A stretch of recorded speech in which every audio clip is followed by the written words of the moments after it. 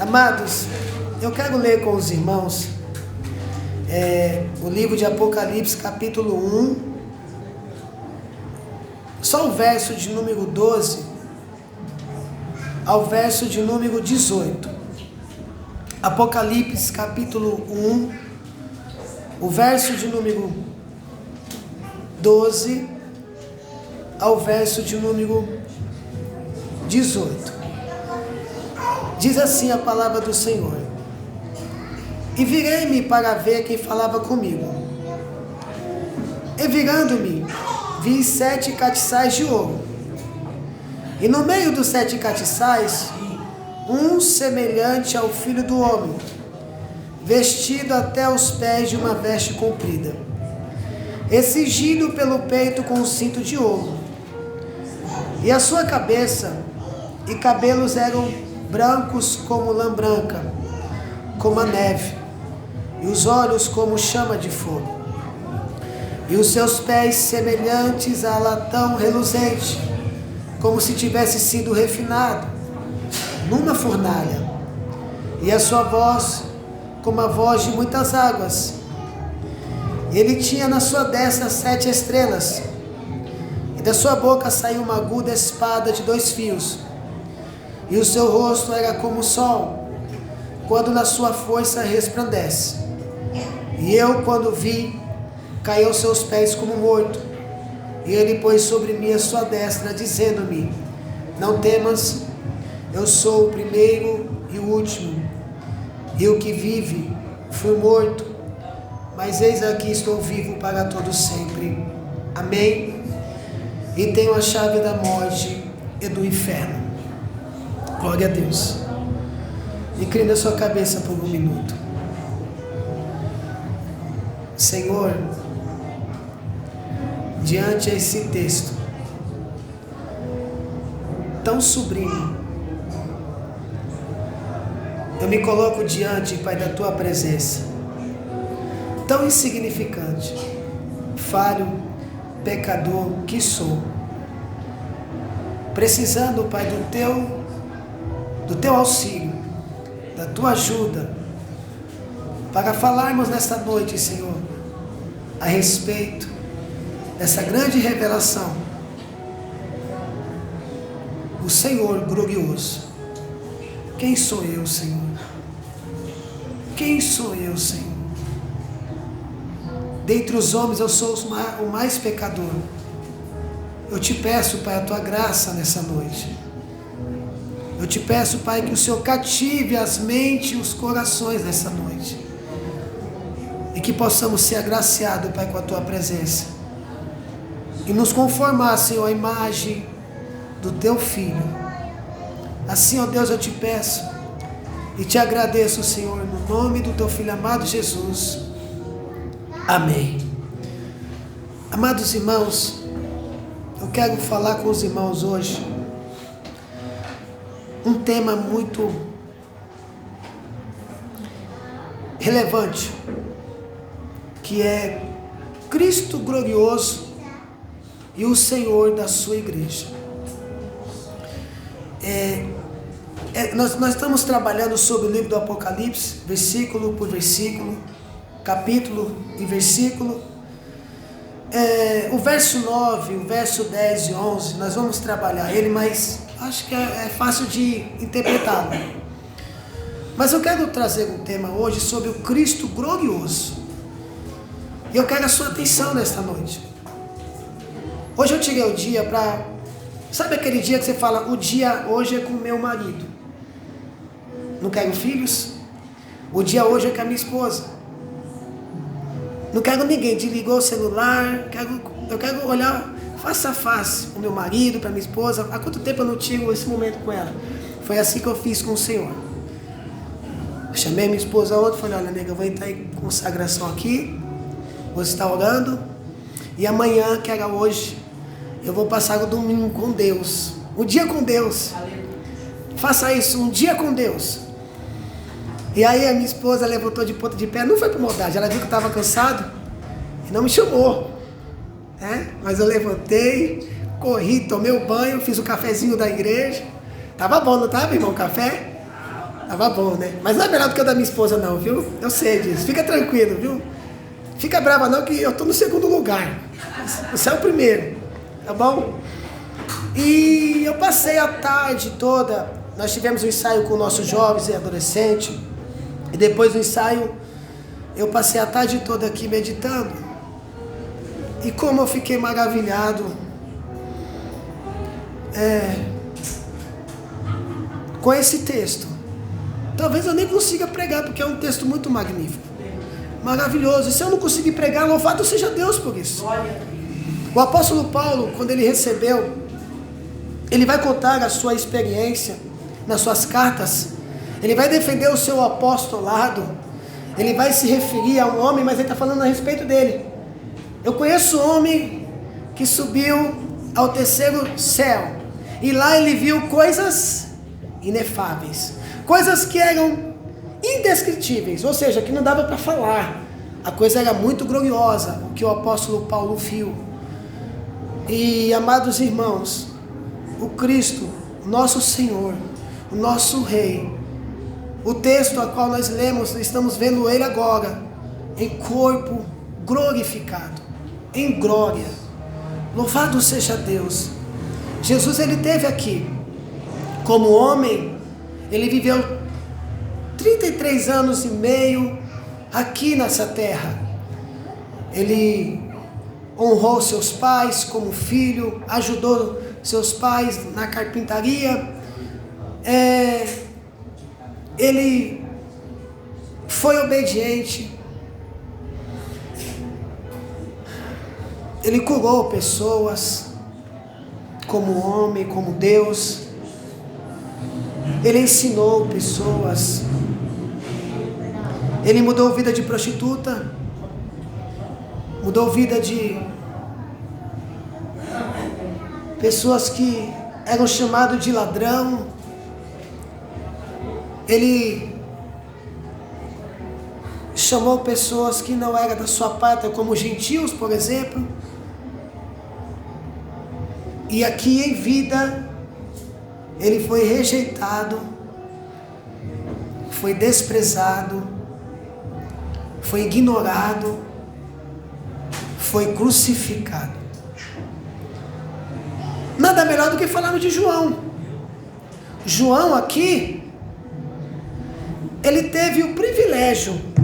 Por que ele teve o privilégio? Porque João foi chamado pelo Senhor Jesus para ser ganhador de alma. Então João, como os demais, presenciaram coisas que nem todos viram. Ele viu o Senhor curar, ele viu o Senhor ressuscitar mortos. João ouviu coisas que nenhum dos discípulos ouviram. No Monte da Transfiguração, só quem estava lá foi Pedro, Tiago e João, e eles viram o Senhor em glória. Jesus se revelou a nós. Jesus se revelou à sua igreja. E em vida, em corpo, o verbo que se fez carne, ele se alegrou com os discípulos. O próprio João vai narrar que Jesus fez coisas que não foram escritas neste livro. Se fosse escrito, não caberia nele. Mas este que for escrito, era simplesmente para que nós tivéssemos fé nele.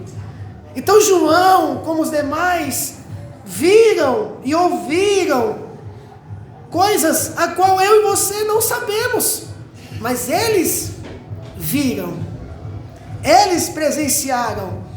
Então João aqui, antes de ele ir para a ilha de Pátimo, ele tem uma memória do Senhor em carne, como Cristo era meigo, amoroso, compassivo, perdoador, longânimo, benigno, não se importava com a sua reputação.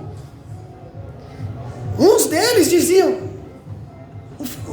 Jesus, o seu mestre, é beberrão e comilão, era chamado de embriagado. Jesus era chamado de pessoa. Por que seu mestre senta na mesa dos publicanos, da prostituta, dos ladrão? Olha como que Cristo era visto. E Jesus, em poder, em glória, não quis usurpar, como Paulo fala em cartas aos Filipenses. Ele não quis usurpar ser igual a Deus. E de fato, quando ele vem aqui, ele se submete à vontade do Pai e nasce em um momento ao qual não havia hospedagem, não havia lugar, estava tudo lotado. E aí ele resolve nascer no lugar onde ficavam os animais, e é colocado em uma manjedoura. Bendito seja Deus. Esse é o Cristo que eu estou te apresentando aqui. Um Cristo que não é soberbo, prepotente, orgulhoso. E muitos de nós, por pouca coisa, se tornamos o cara prepotente, orgulhoso, soberbo, arrogante. Cristo, sendo Deus, não quis ser igual a Deus. Bendito seja Deus. Louvado seja o nome do Senhor. João então viu o Senhor ser crucificado, viu o Senhor ser moído, viu o Senhor ser rejeitado. Imagina a dor desses homens, da igreja, dos irmãos, dos apóstolos, que não queria de maneira nenhuma perder o seu mestre. E nós vemos Lucas narrar isso. Lucas vai narrar sobre 2 discípulos no caminho de Emaús. E a Bíblia diz que eles estavam muito abatidos, muito tristes. E o Senhor, eles não reconheceram. O Senhor apareceu para eles e começou a falar da grandeza de Deus. Bendito seja Deus. Então João, ele vê depois Cristo crucificado na cruz do Calvário. Ele vê Cristo morto. Lembrado, Cristo venceu a morte na morte. Por mais que o texto diz que prenderam ele, por mais que o texto diz traíram ele, mas a Bíblia diz que Cristo quis se entregar na mão dos homens. Era necessário que isso acontecesse, para que eu e você fosse alcançado pela misericórdia, pelo amor, pela graça dele. Bendito seja Deus. Então João está aos pés da cruz, e Cristo olha para ele e diz: está vendo essa mulher aí? Agora ela é a tua mãe. Mulher, está vendo esse homem aí? Agora ele é o teu filho. E Jesus disse: quem é minha mãe? Quem são meus irmãos? Ele olha para a igreja. Se nós estivéssemos lá, ele ia olhar para mim, ele ia olhar para você e ia dizer: vocês são minha mãe, meus irmãos, porque todo aquele que faz a vontade de meu Pai é meus irmãos e minha mãe. Glória a Deus.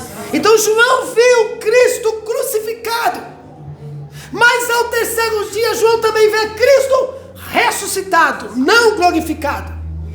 Cristo com o corpo ressuscitado ainda permaneceu aqui. Corpo ressuscitado ele transportou, passou pela parede.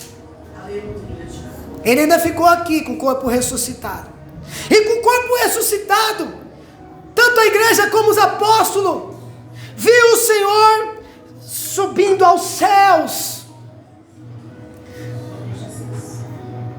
Eles ouviram os mandamentos do Senhor: olha, não saia de Jerusalém, permaneça lá em oração, até que do alto sejais revestido de poder. Então, com o corpo ressuscitado, Jesus deixou uma ordem para a igreja: ide por todo mundo, pregar o evangelho a toda criatura. Bendito seja Deus. Glória a Deus.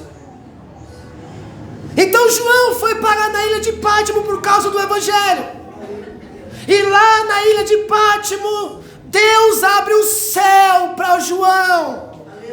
E João vê o Senhor glorificado. Glória a Deus. Aleluia. Louvado seja Deus.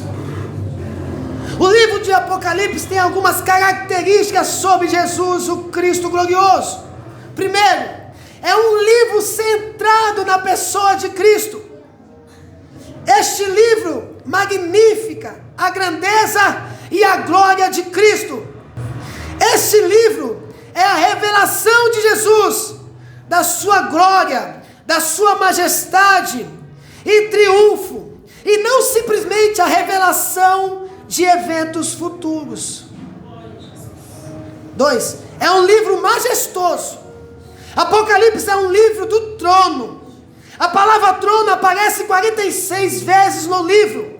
Este livro magnifica a soberania de Deus. Cristo é apresentado em sua glória e domínio. E 3, é um livro apoteótico. Apocalipse é o clímax da Bíblia. Tudo que começou em Gênesis irá se completar e se consumar em Apocalipse. Jesus é o alfa e o ômega. Tudo que ele começa, ele termina. Ele é o alfa e o ômega. Ele é o início e fim. Cristo é Deus. Sempre existiu. Ele não foi criado. Ele criou. Jesus Cristo, glorioso e Senhor da igreja. Ou seja, Jesus é o nosso Senhor. É o nosso Deus. É o nosso dono. É o nosso Pai. É Ele que protege a igreja. É Ele que cuida da igreja. E Ele é fiel com a sua palavra. Bendito seja Deus. Ele visitou o seu servo, o último apóstolo, a lâmpada acesa de Israel, na ilha de Pátimo, e abriu o céu. Bendito seja Deus.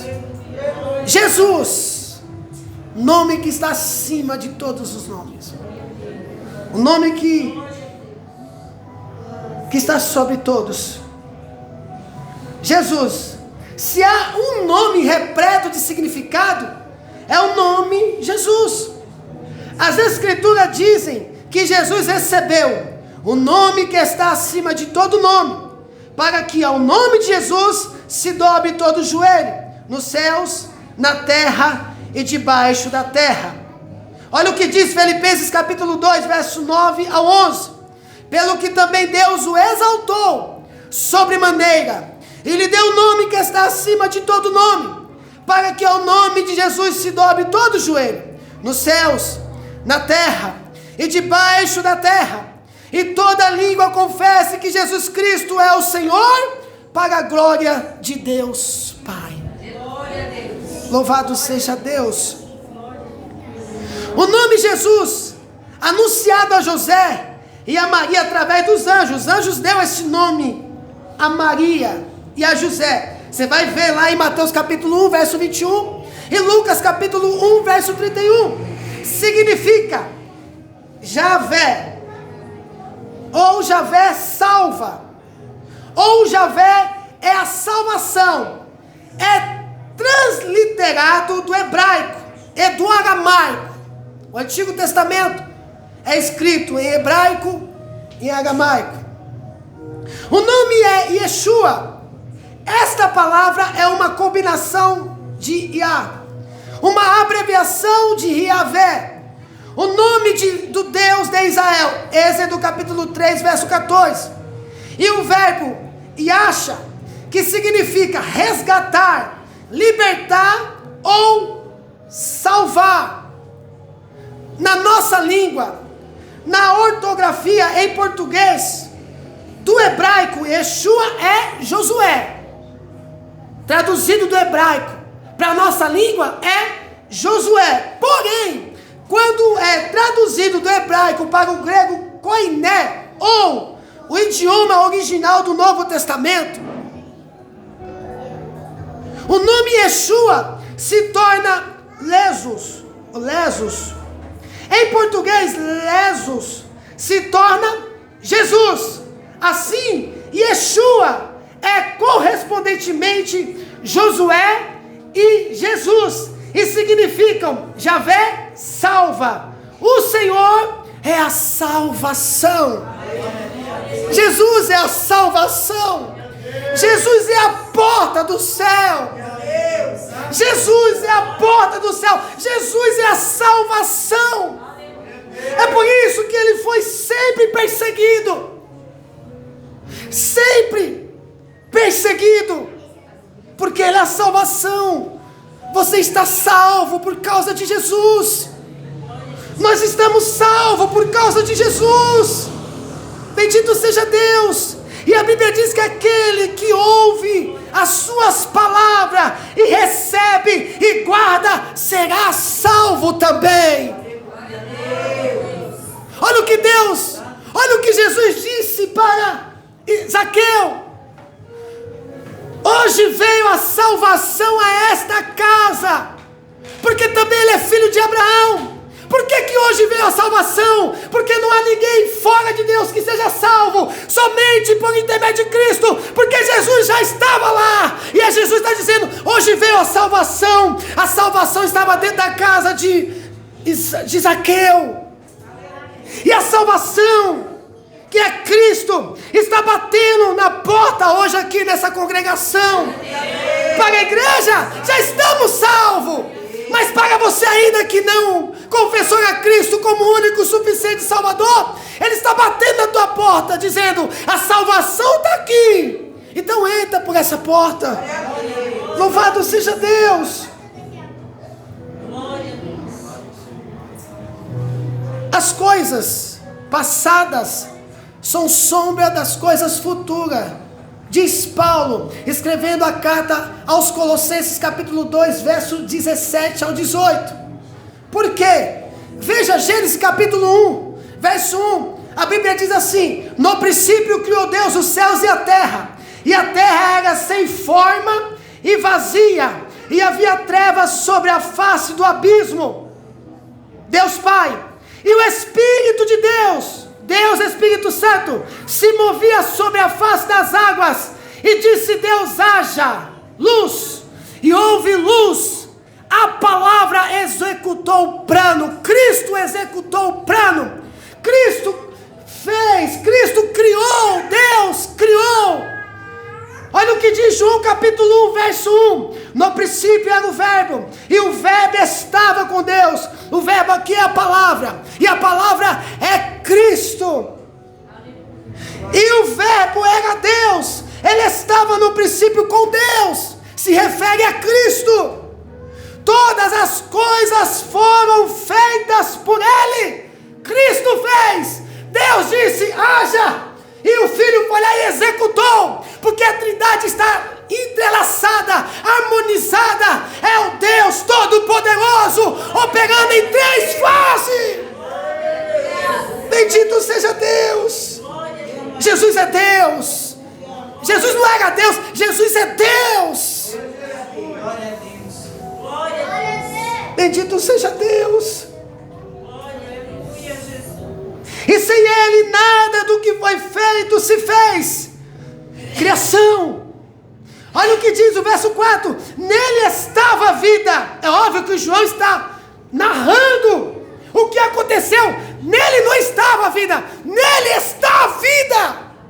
Nele está a vida. Estava a vida lá e está a vida hoje aqui. Só temos vida em Cristo, só podemos ser cheios em Cristo, só podemos ser renovados em Cristo, só podemos ser fortalecidos em Cristo, só podemos ser curados em Cristo, só podemos ser sarados em Cristo, só podemos ser libertados em Cristo, Senhor Jesus.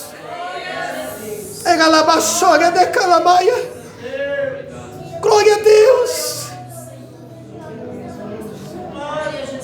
João 15 vai dizer, olha Jesus dizendo, eu sou a videira verdadeira, eu sou. Ele está dizendo, quando ele está dizendo assim, eu sou a videira, ele está dizendo, eu sou o pastor verdadeiro, eu sou a videira verdadeira, eu sou a vida verdadeira, eu sou a salvação verdadeira, eu sou. Somente em Cristo temos todas as coisas. Somente em Cristo podemos todas as coisas. Eu sou a videira, e o meu Pai é o lavrador, e vós sois os ramos. Porque temos vida, porque estamos ligados na videira verdadeira. Glória a Deus. Mas, pois bem, agora veja o que diz o profeta Isaías 53, a partir do verso 1. Olha a visão de Isaías e olha o que os apóstolos viram, o que a igreja viu e que o mundo viu na sua época.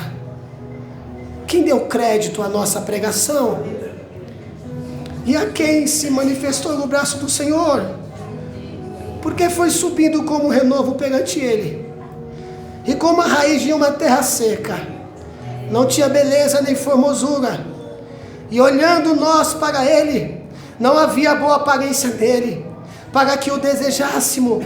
Era desprezado, e o mais rejeitado entre os homens, homem de dores, experimentado no sofrimento, e como um de quem os homens escondiam o rosto, era desprezado, e não fizemos dele caso algum. Verdadeiramente Ele tomou sobre si as nossas enfermidades, as nossas dores, levou sobre si, e nós reputávamos por aflito, ferido de Deus e oprimido, mas Ele foi ferido por causa das nossas transgressões, e moído por causa das nossas iniquidades. O castigo que nos traz a paz estava sobre Ele, e pelas suas pisaduras fomos sarados. Todos nós andávamos desgarrados como ovelhas, cada um se desviava pelo seu caminho, mas o Senhor fez cair sobre Ele a iniquidade de todos. Ele foi oprimido e afligido, mas não abriu a sua boca. Como um cordeiro foi levado ao matadouro, e como ovelha muda perante os seus tosqueadores, assim Ele não abriu a sua boca.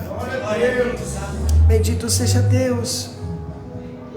Cristo se submeteu à vontade do Pai, por vontade própria, por amor a mim, por amor a você, por amor à sua igreja. Esse é o retrato que João e a igreja, o mundo viu. Olha só os evangelhos. Se você puder, quando você começar a ler a Bíblia, ou se você já lê, passa pelos evangelhos. O evangelho de Mateus, segundo escreveu Mateus, tem como propósito de inspirar os cristãos ao serviço grato e fiel, de promover o reino de Deus, ao apresentar Jesus como tão esperado rei, e apresentar o reino que Ele trouxe como cumprimento do plano da redenção de Deus.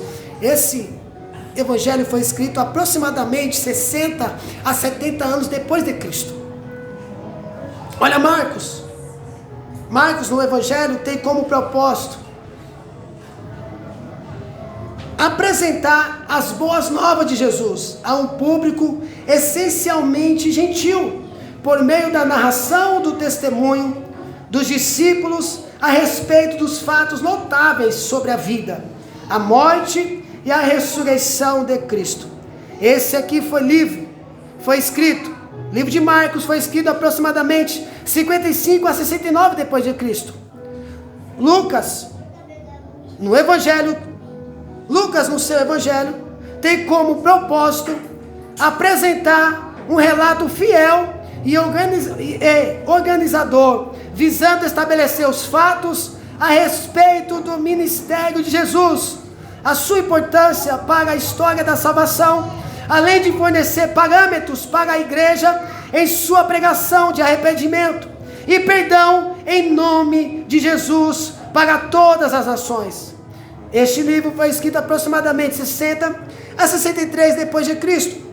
João escreve com o propósito apresentar a vida de Jesus de tal modo que possam os incrédulos ir a Ele, e pela fé os cristãos desenvolver sua fé em Cristo como Messias e o Filho de Deus que desceu do céu. Os evangelhos fala a história de Jesus, narra o sofrimento de Jesus, não só o sofrimento, mas narra também os milagres que ele operou, os sermões, os ensinamentos que ele deixou. É o suficiente para que eu e você creia que Cristo é o Senhor. Louvado seja Deus. Agora João, no verso 9 do capítulo 1 diz: eu, João, que também sou vosso irmão e companheiro na aflição e no reino e na paciência de Jesus Cristo, estava na ilha chamada Pátimo por causa da palavra de Deus e pelo testemunho de Jesus Cristo. Olha como João começa o livro: eu, João, que também sou vosso irmão. Ele poderia dizer apóstolo de Jesus Cristo, ele poderia dizer líder de vocês. Não, vosso irmão. Além de ele dizer vosso irmão, ele está dizendo companheiro na aflição, companheiro na aflição, na perseguição e no reino e na paciência de Jesus Cristo. Estava na ilha chamada Patmos por causa da palavra de Deus. Não só ele foi preso, mas a igreja da Ásia estava sofrendo uma perseguição por causa de Cristo, por causa do Evangelho. E a Bíblia diz em Mateus capítulo 5, verso 10 ao verso de número 12: bem-aventurados sois vós, quando vos injuriarem e disserem todo mal contra vós por minha causa. Alegrai-vos e exultai-vos, porque grande é o vosso galardão que estáis no céu, porque foi assim que perseguiram os profetas que diante de vós passaram. A igreja estava sofrendo grande perseguição. Mas olha o verso de número 10: eu fui arrebatado no Espírito no dia do Senhor. O que é esse dia do Senhor? É o primeiro dia da semana, é o domingo, é o dia do Senhor. Foi no dia que ele foi ressuscitado. Depois de quanto tempo o Senhor falou com ele? Olha o que João vai relatar: eu fui arrebatado no Espírito no dia do Senhor. Jesus foi ressuscitado no primeiro dia da semana. E foi lá que então João recebe a revelação. E ouvi detrás de mim uma grande voz, como de trombeta, que dizia: eu sou o Alfa e o Ômega, o primeiro e o derradeiro. O que vês, escreve no livro e envia às 7 igrejas que estão na Ásia. Uma voz de trombeta, Cristo falando com o seu servo, Cristo falando com o seu filho. E de verdade, amado irmão, imagine o desânimo, a angústia, a aflição que João estava tendo quando ele ouve a voz do seu Senhor, como de trombeta. Bendito seja Deus. A Bíblia diz que ele, aleluia, verso de número 12, diz, depois do 11, né? Deixa eu ler o 11, vai. Que dizia: eu sou o Alfa e o Ômega, o primeiro e o derradeiro. O que vês, escreve no livro. O envia às 7 igrejas que estão na Ásia: Éfeso, Esmina, Pérgamo, Etiatira, e Sarde, e Filadélfia e Laodiceia. Até o momento João está paralisado, ouvindo a voz do seu Senhor, a voz de Cristo como de trombeta. O verso 12 diz: e virei-me para ver a voz que falava comigo, e virando-me vi 7 castiçais de ouro. João vê 7 castiçais. O que significa essas 7 castiçais? É a igreja. Para nós, preste atenção, vermos o Cristo glorioso, precisamos estar ligado nele, porque ele se revela no meio da igreja. E é a igreja que tem que proclamar o Evangelho. Você, para ver a glória de Cristo, tem que estar dentro de uma igreja. Tem que ser igreja para você ver a glória do Todo-Poderoso, para você sentir o poder dele, a Shekinah dele. Então João tem uma visão da noiva de Cristo como a luz do mundo. Bendito seja Deus. Antes de ter a visão do Cristo exaltado, ele teve a visão da igreja. Ele vê a igreja e vê Cristo nela. Deixa eu fazer uma pergunta. Cristo ainda habita na sua vida? Cristo ainda habita em você? Cristo ainda habita na Assembleia de Deus, defensores do Evangelho? Oh, glória! João vê na sua visão, ele vê Cristo no meio da igreja. Sabe o que eu aprendo aqui, amado irmão? Só temos vida se Cristo estiver no nosso meio. Só há cura se Cristo estiver no nosso meio. Só há salvação se Cristo estiver no nosso meio. Só há renovo se Cristo estiver no nosso meio. Só há batismo com o Espírito Santo se Cristo estiver no nosso meio. Então João vê, ele olha e vê 7 catiçais de ouro. Ou seja, ele vê a igreja e no meio dela, Cristo, o Messias, Jesus. Aleluia. Isso significa que ninguém verá Jesus em glória, senão por meio da sua igreja, aqui na terra. Você precisa da igreja. Nós precisamos da igreja. Louvado seja Deus. Você precisa congregar. Você precisa congregar. Você precisa ter um pastor para te liderar, para te ensinar, para te instruir. Você precisa estar com seus irmãos. Você precisa congregar. Não tem como ser igreja longe da igreja. A igreja simplesmente é a luz do mundo. Mas por que a igreja é a luz do mundo? Porque é Cristo, que é o sol da justiça. Meu Deus, eu espero chegar até o final.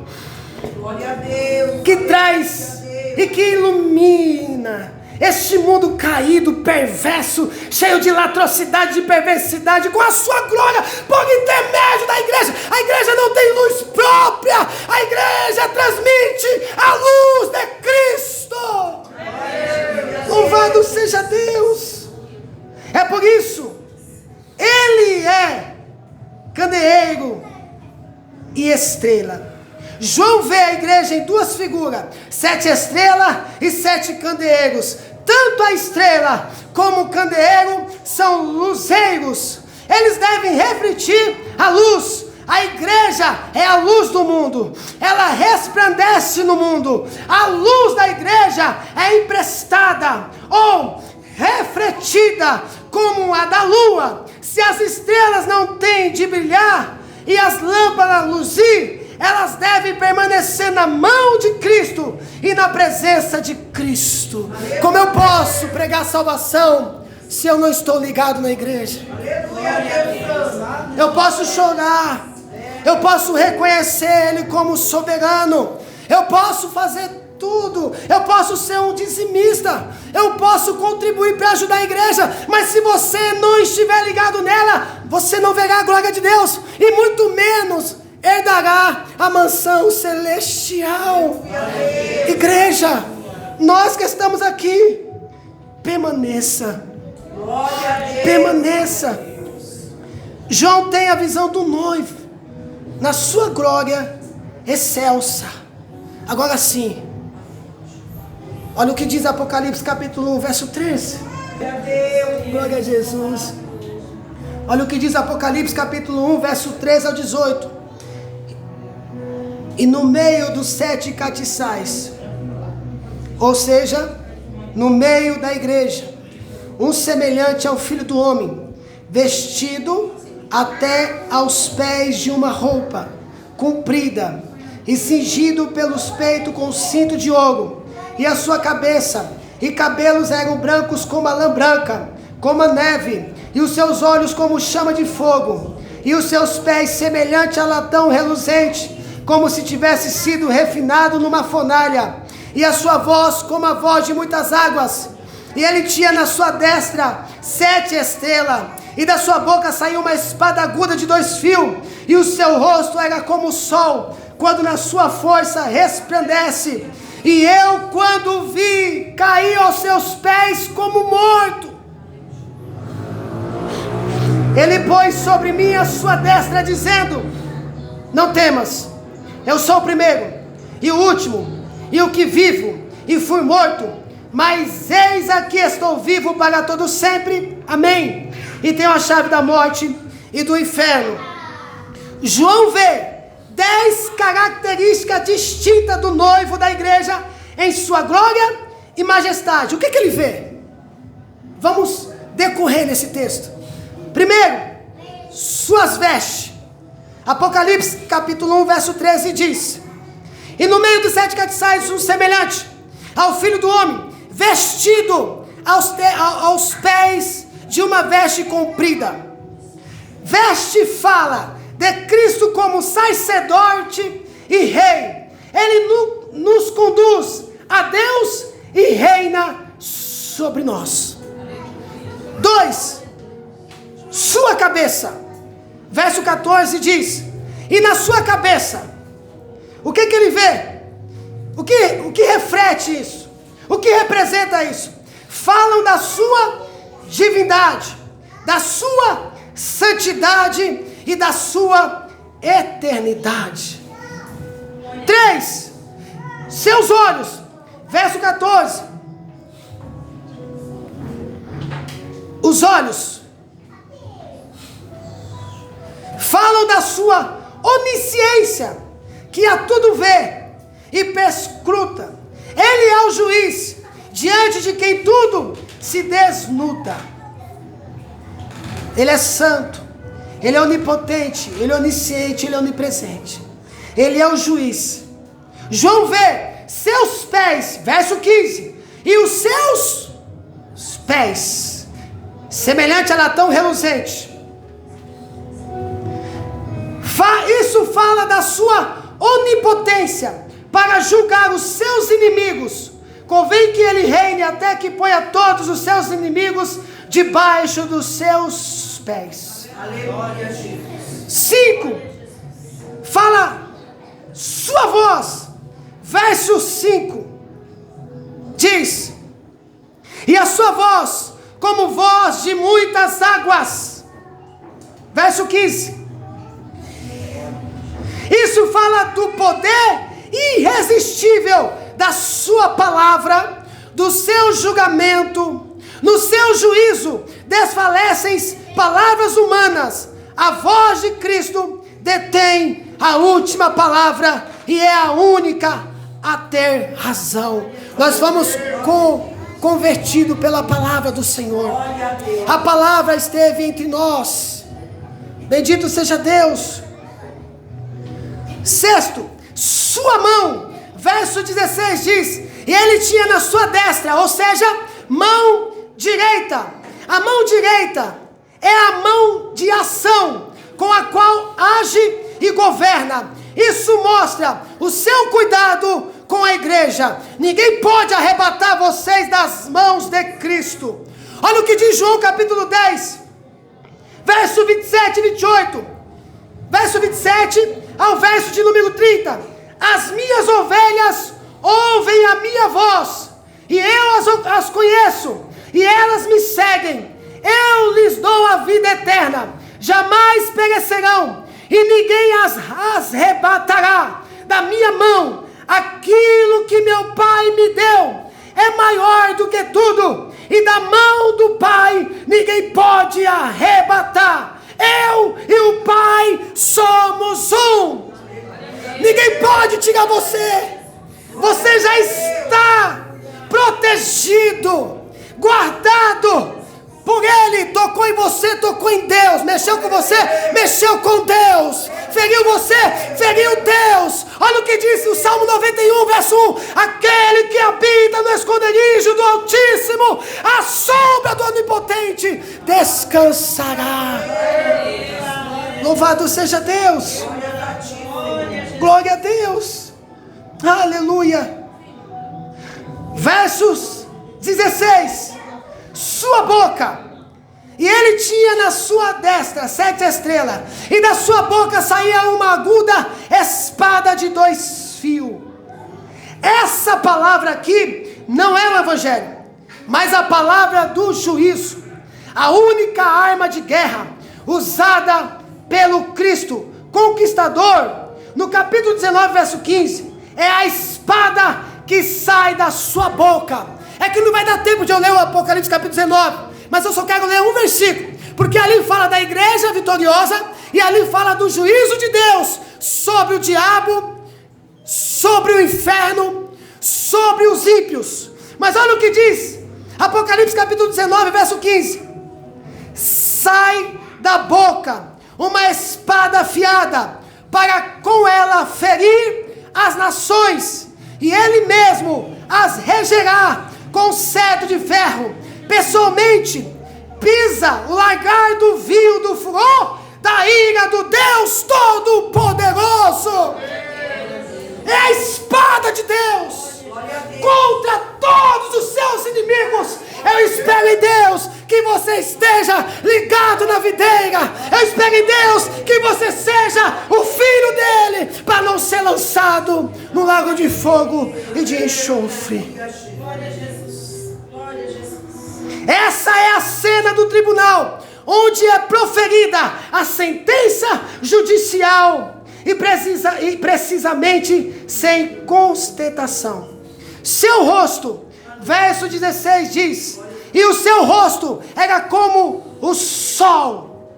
Seu rosto como o sol. A visão agora não é mais de um Cristo servo, perseguido, preso, esbofeteado, como o rosto cuspido, mas do Cristo cheio de glória, a luz do sol superada, o brilho dos candeeiros. Ou seja, ninguém toca mais em Cristo, ninguém prende mais Cristo, ninguém fere mais Cristo, ninguém coloca coroa de espinho na cabeça de Cristo, ninguém bate mais em Cristo, ninguém mata Cristo, porque aqui e agora é o Cristo glorioso, o Cristo vencedor, o Cristo Rei poderoso.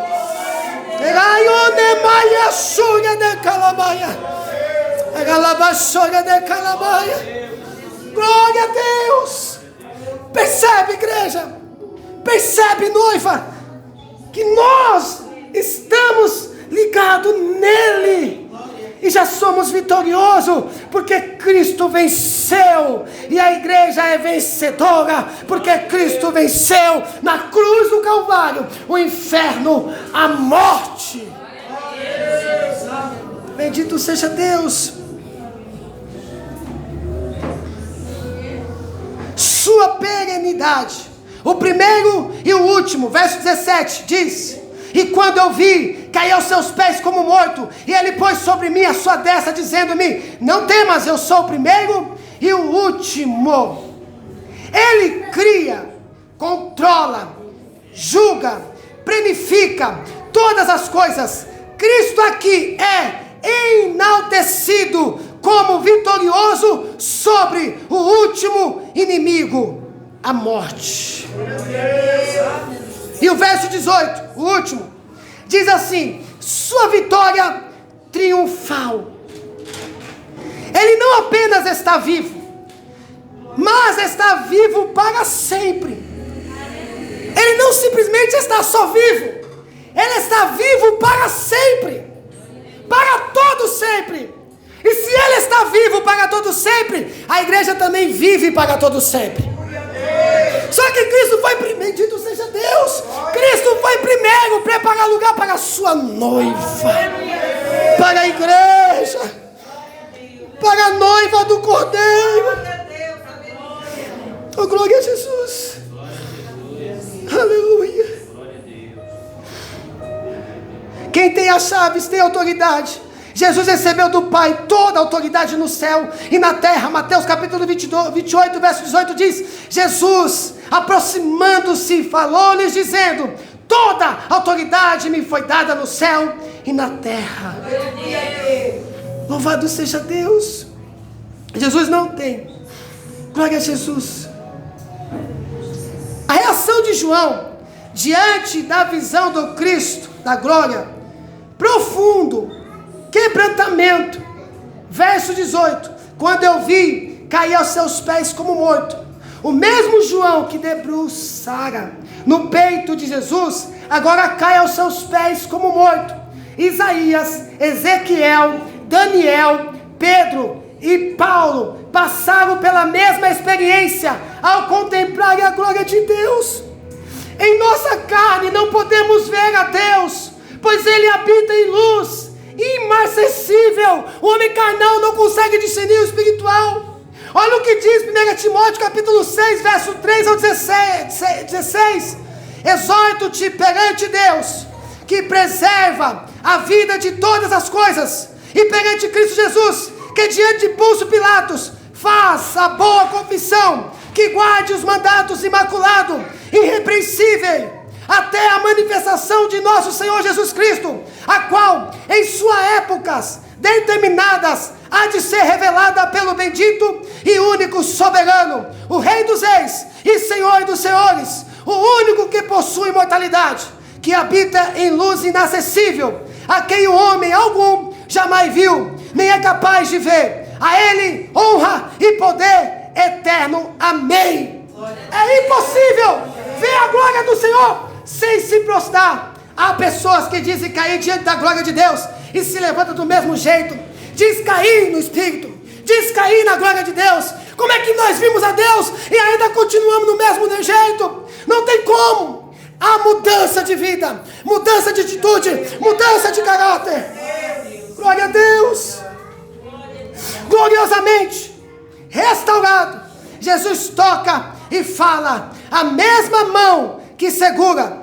Olha o que diz o verso 16. Ele tinha na sua destra 7 estrelas. Ou seja, representa o quê? A igreja. Na sua destra, mão direita. Agora, veja o verso 18. E o que vive, fui morto, mas eis aqui, estou vivo para todo sempre. O mesmo Jesus que acalmou os discípulos muitas vezes, dizendo-lhe, não tema. Agora diz a João, não temas. A revelação da graça de Jesus o põe de pé novamente para cumprir o seu ministério. Aleluia a Deus. Glória a Jesus. Glória a Jesus. Aleluia a Deus. Me aguenta 5 minutos. Apocalipse 1, 19 e 20. Escreve as coisas que tem visto, e as que são, e as que depois dessas hão de acontecer. O mistério das 7 igrejas, das 7 estrelas, que viste na minha destra, e dos 7 castiçais de ouro. As 7 estrelas são os anjos das 7 igrejas, e os 7 castiçais que viste são as 7 igrejas. Ou seja, Apocalipse 19, verso 1 e 20. Ele recebeu, ele viu e enviou. Para quem? Para os 7 pastores daquela igreja. Não só os 7. O número 7 é o número da perfeição. Mas na sua totalidade, as igrejas que estavam ali na Ásia. E os pastores daquela igreja. Ou seja, ele recebeu e mandou os pastores ler em voz alta a revelação de Jesus Cristo, a pregar o evangelho. Foi isso que Cristo fez. Ó João, envia e peça para ler na igreja. Então não é para ser estudado no culto de ensinamento, não. Não é para ser pregado na EBD, não. O culto de domingo é um culto propício para pregarmos o livro do Apocalipse. Foi Cristo que ordenou. Foi Cristo que enviou. Lembra que a igreja estava sofrendo opressão, perseguição pelo imperador, que era Domiciano. A igreja estava sendo perseguida. E João recebeu essa revelação para quê? Para encorajar a igreja, para fortalecer a igreja, para animar a igreja.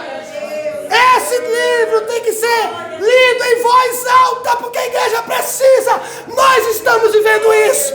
Estamos sendo perseguidos. O amor de muitos está se esfriando. As pessoas estão se contaminando. Então nós precisamos lembrar a igreja. Não para, não desanima, permaneça. Cristo vai voltar para buscar a sua igreja. Glória a Deus. Fique de pé. Nós já vamos passar para a ceia. Louvado seja Deus. Glória a Deus. Glória a Deus. Foi em todo momento. Foi momento ímpar. Momento propício. Bendito seja Deus, igreja. Nós vamos passar para a ceia. Mas será que você, como eu, como nós, não estamos nesse contexto a qual aqui João recebeu? É mais ou menos assim: eu sou o pastor, João é o apóstolo, e ele enviou para mim ler para a igreja. Para quê? Qual é a finalidade? Encorajar, fortalecer, animar. É para isso. É para isso. Bendito seja Deus. Ele vê o Cristo glorificado. Ele vê o Cristo glorioso, glorificado. É para te encorajar, é para me encorajar, igreja. É para te encorajar, é para te fortalecer. Bendito seja Deus. Deus sabe. Deus conhece a cada um de nós aqui. Ele sabe o tanto que eu e você temos enfrentado. Ele sabe as lutas, os desânimos, as traições, as perseguições, as calúnias. Ele sabe. Ele vê você, Ele conhece você, Ele conhece a cada um de nós. Ele vê as suas lágrimas. Ele vê o teu choro, Ele vê, Ele sabe. Quantas afrontas você recebeu por causa do Evangelho? Ele sabe. E é por isso que nesta noite Deus está usando a minha vida para erguer você, para levantar você, para animar você, para que você seja encorajado. Não tem outra forma. Eu estou expressando, pregando, ministrando a palavra de Deus. E eu vou falar de mim, mas um contexto atrás, lembra? A gente falava muito de milagre, e não é errado, pode pregar sobre milagre, mas automaticamente chega muito rápido. Quando falávamos de milagre, de cura, a gente automaticamente chorava. Por que eu chorava? Porque eu ouvia a palavra que alimentava o meu ego. Eu pulava, eu era renovado. Mas por que por essa palavra não somos? Eu não consigo entender. Mas eu estou pregando a palavra, vocês estão com a Bíblia aberta. Agora, por que não há o renovo? De quem é a culpa? Não é de Cristo, não é do Espírito Santo. A culpa é minha, a culpa é tua. Amados irmãos, eu tenho orado a Deus, pedindo: Deus, traga um avivamento. Mas não esse avivamento mentiroso, que a pessoa pula aqui, fala em línguas, profetiza aqui, mas que avivamento é esse? Que não há mudança, que não há arrependimento. Isso não é o avivamento, e não é esse tipo de avivamento que eu quero. Eu não quero isso para a minha vida, esse avivamento mentiroso, porque eu sei que se eu tiver com esse avivamento, eu serei lançado fora. Louvado seja Deus. Glória a Deus. Bendito seja o nome do Senhor. Olha o que diz Salmo 24, verso 7. Olha o que diz esse Salmo 24, verso 7 ao 10. Levantai, ó portas, as vossas cabeças. Levantai-vos, ó portais eternos, para que entre o Rei da Glória. Será que o Rei da Glória habita em você?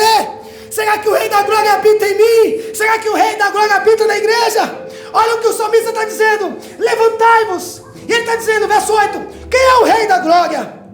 O Senhor forte e poderoso. O Senhor poderoso nas batalhas. Olha o que diz o verso 9: levantai, ó portas, as vossas cabeças. Levantai-vos, ó portais eternos, para que entre o Rei da Glória. Quem é esse Rei da Glória? O Senhor dos Exércitos é o Rei da Glória. Feche os teus olhos nessa noite. Pai, eu quero, Senhor, te agradecer. Obrigado, Senhor, por essa palavra. ministrada, Pai, aos nossos corações. Senhor, mostrando, Pai, o seu cuidado com o seu servo João. Mostrando, Pai, o seu cuidado, Senhor, com a igreja. E abrindo o céu para a igreja. Mostrando o Senhor glorioso, vitorioso.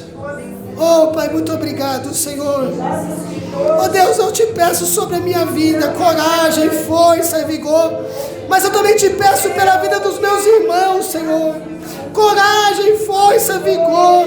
O Senhor ainda continua o mesmo, o Senhor não mudou. Quem muda somos nós, Senhor. É nós que muda, mas nós estamos clamando por renovo. Nós estamos pedindo, Senhor, que o Senhor nos aviva novamente, que o Senhor nos encha novamente, Senhor. Só o Senhor, Pai, para fazer isso. Só o Senhor para levantar o homem caído. Só o Senhor para tirar essa sequidão. Só o Senhor, Pai, só o Senhor. Eu te peço, Pai, sobre as nossas vidas. Faça, Pai, dessa igreja aqui da Coab, Assembleia de Deus, Defensores do Evangelho, uma igreja ímpar, Senhor. Se for possível e se for da tua vontade, traz daqui o avivamento, Senhor, começando em nós, Pai, e pegar este bairro todo, pegar os meus vizinhos, pegar o dono dessas vegas do bar e se converter por intermédio, Pai, desta igreja, por intermédio, Pai, da tua palavra, Senhor. Toma, Pai, nas tuas mãos, ó Deus, no nome de Jesus Cristo, Pai. Eu te peço, Senhor, e te agradeço, ó Pai. Amém. E graças a Deus.